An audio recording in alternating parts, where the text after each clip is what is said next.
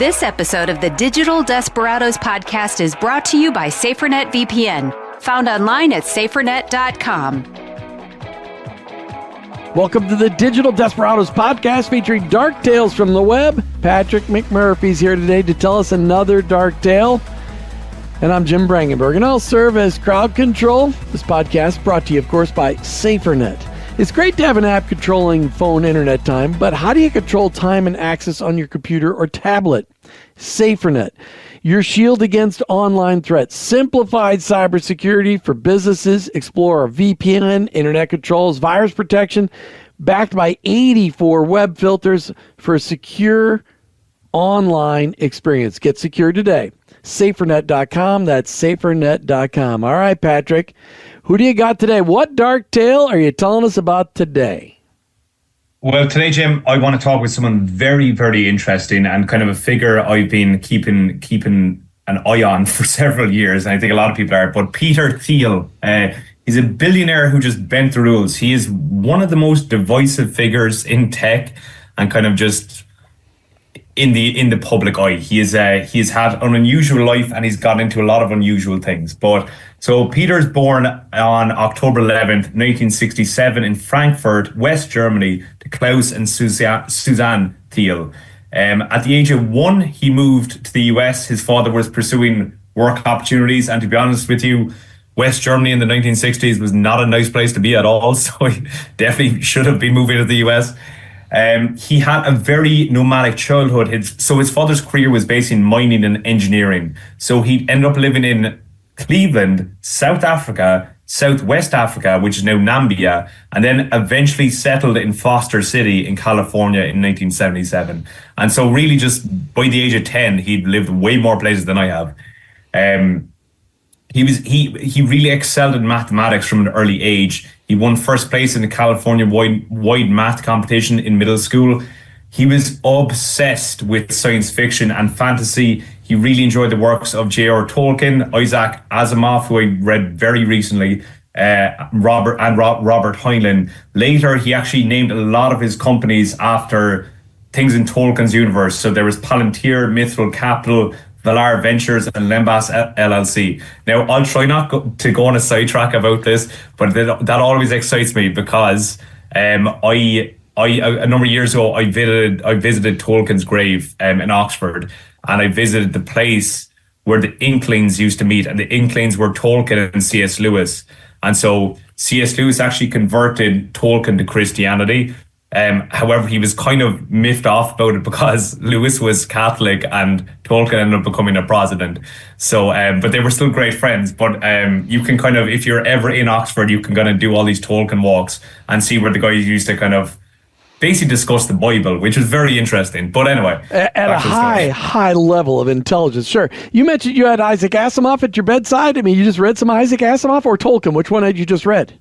I just read Asimov, but I'm an old, like I've been into Tolkien since I was a child, but I only just got into Asimov recently. Oh, I started reading Isaac Asimov in high school, and I'm rereading a lot of his classics. I've got one on my bedside right now. It's an old one with all the pages falling out, but it's he did great science fiction. Well, I totally could go sideways on that. I had a librarian introduce me to science fiction as a sixth grader. I've been hooked ever since. Yeah. That is really cool. Yeah. And I have a lot more of Asimov to read because he did really write quite extensively. Yes, so, yeah. But anyway, so Peter ends up attending Stanford University. He majors in philosophy. He gets his BA in 1989. He's very heavily influenced by mimetic theory, which kind of shaped his future investment philosophy. So you'll see as we go on this story, Peter's a very philosophical person. He's a lot of different ideas about things, but then kind of how he acts on them is somewhat different to what he says. But that's probably my own opinion. By 1987, he co-founds Stanford Review, which are a conservative libertarian student newspaper arguing against political correctness and campus diversity policies.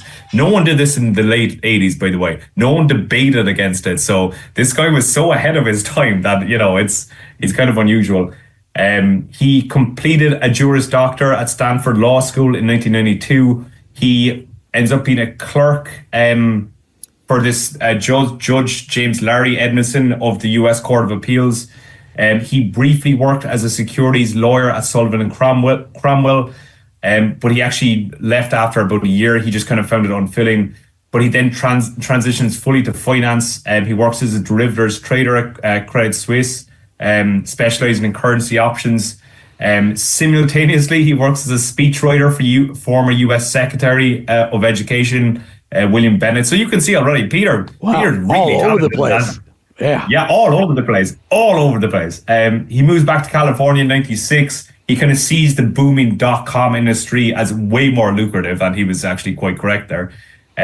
So he founds Thiel Capital Management in 1996 with an initial $1 million raised from family and friends.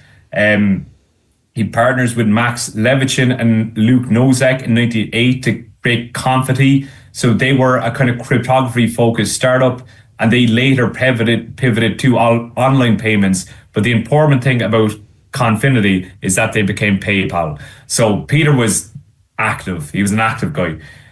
He aimed to create what he calls a new world currency, independence of government control, allowing seamless peer-to-peer transactions, which is actually very similar to what PayPal is kind of at the moment. So yeah, uncontrolled. All right, SaferNet. Yeah, you got SaferNet on your computer there, Patrick McMurphy?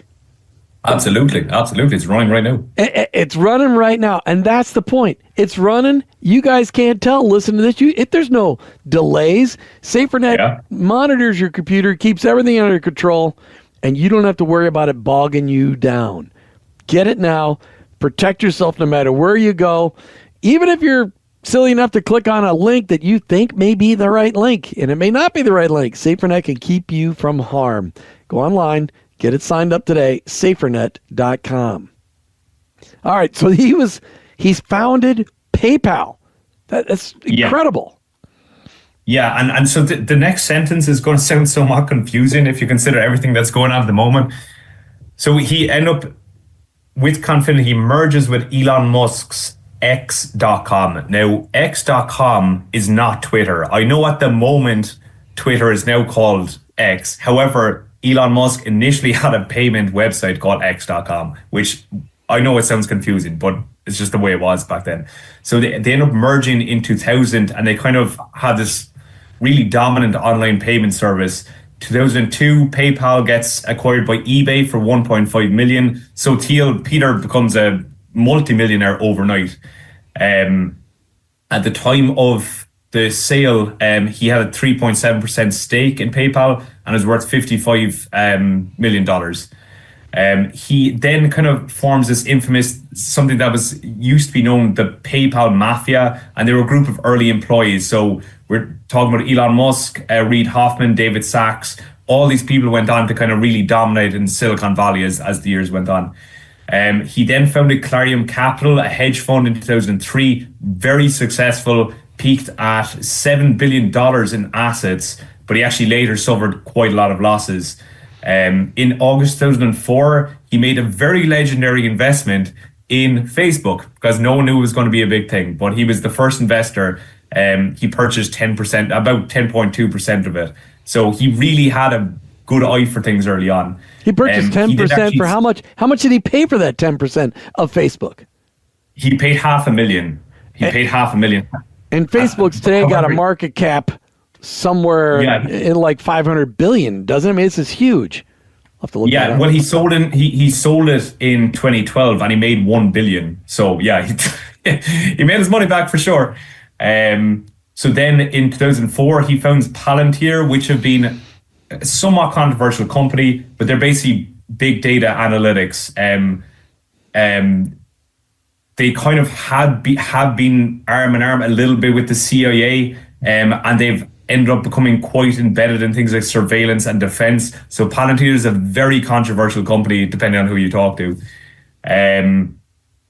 He founded something, this is almost difficult to say, he founded the Founders Fund in 2005. It was just happened to be called that. So he invests in things like very early in Airbnb, SpaceX, LinkedIn, Stripe, Spotify, a lot of other startups that people didn't see any potential in, but they are massive companies. Now in 2007, he kind of ran into some controversy. So there was I don't know if you remember it. I really hated this website, but there was something called Gawker Media. It was really just an online tabloid. It was a real rag. It was a complete rag. It was really trashy. But they actually outed Peter Thiel as gay. And they actually wrote an article called Peter Thiel is Totally Gay, People.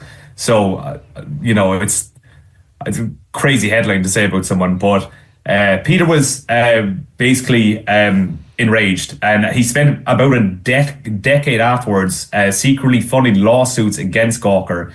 He very famously... Gawker had leaked some really sensitive information about Hulk Hogan, and Hulk Hogan wanted to take him out. So Peter ended up funding Hulk Hogan's invasion of privacy lawsuit, which is kind of just a crazy combination of people to have in a sentence. But Hogan actually ended up winning $140 million and ended up bankrupting Gawker. So I'm quite happy it happened. Peter later said it was one of the greatest philanthropic things I've ever done, citing his belief in privacy rights.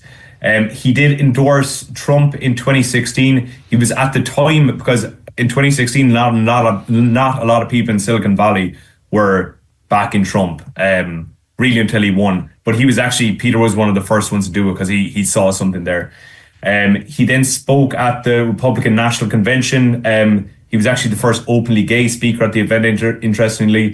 He ended up donating $1.52 million to Trump's campaign. He joined Trump's transition team after the election.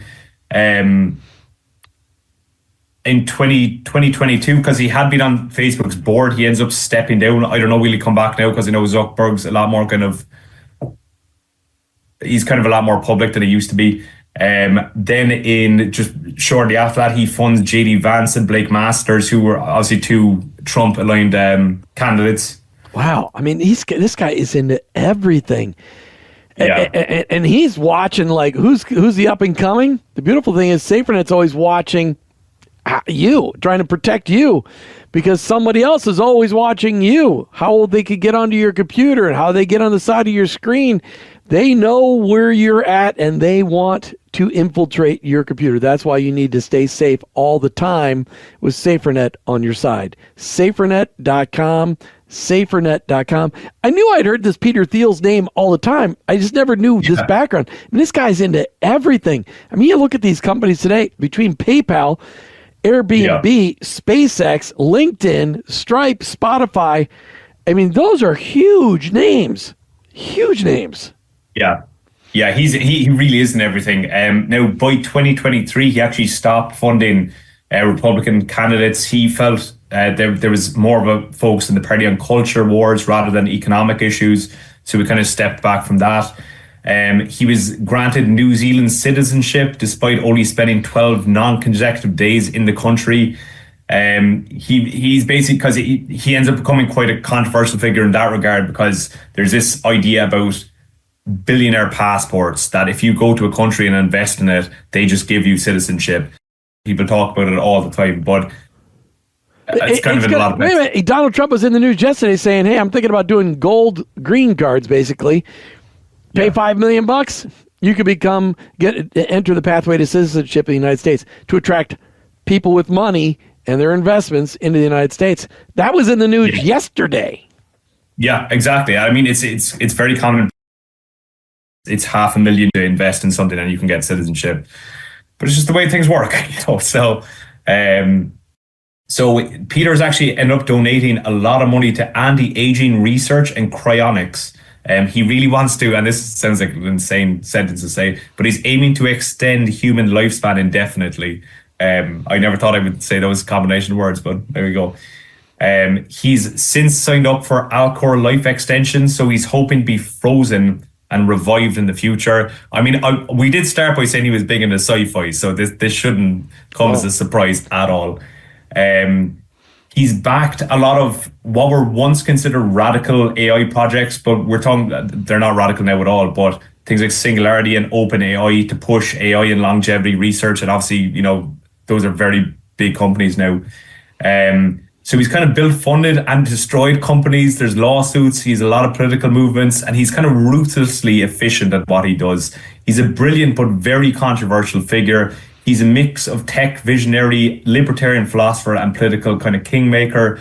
See, he talks about being libertarian, but then he's something like Palantir, which is very surveillance driven. And so it's kind of hard to know exactly where he stands. He's at the moment, as of a few months ago, he's worth 11.2 billion. So he's one of Silicon Valley's most powerful and polarizing figures. So Peter Thiel, is he a genius who disrupted the system, or this billionaire manipulator who plays by his own rules? But either way, he's certainly making a name for himself. So, well, nothing he did was criminal, but it seems like he played in the gray quite a bit. And yes, in the gray, yeah. Just like he's also big into what's it called? It's not called landsteading, but it's basically, like oil rigs. Sometimes people will buy like a massive oil rig and try to declare the country. He's big into that. So this very kind of like independent country thing, and again, very libertarian, but his companies are so into surveillance, it just doesn't really match up with a lot of what he says, Well, what's interesting is, though, he did live up to his passion for science fiction by becoming a citizen of New Zealand, because that is where, of course, The Lord of the Rings was filmed. There you go. All of that was filmed there. And I've heard New Zealand is incredible. I've never gotten to visit, but, Peter Thiel, watch for him in the news. This is a guy that's active in the news all the time. It's very, very interesting. Wow, Patrick McMurphy, another twist to the digital desperado. This guy on the entrepreneur side, hoping to live a life, but inspired by Isaac Asimov, which I'm trying to remember. There's one of his stories where somebody gets frozen and sent off in space, but I can't remember what the name of the story is. Well, that's where Peter definitely got that idea. Yeah. It's unbelievable, but just remember, you heard it here, that the internet and everything digital can have a dark side with many dark players. That's why you need SaferNet by your side. VPN, antivirus, web filters, so much more. We want to thank SaferNet for supporting our efforts to bring these stories to your ears and give them the exposure they need, and really keep your eyes and ears peeled for Peter Thiel in the news. For your own security and the security of those you love and those you work with, check out SaferNet.com and get secured today. Until the next time, click only on the attachments from those that you trust and delete the rest, or you may become the next victim of a digital desperado. This episode of the Digital Desperados podcast is brought to you by SaferNet VPN, found online at SaferNet.com. Business owners, listen up. Criminals and search engines do not need to know everything you do on the internet. SaferNet VPN ensures your company's safety with its powerful cybersecurity defenses. Explore the Control Center dashboard for seamless management. Shield your workforce from inappropriate web content using 84 internet filters. Trust SaferNet VPN, your path to worry-free online operations. Get secured now. Sign up at SaferNet.com. That's SaferNet.com.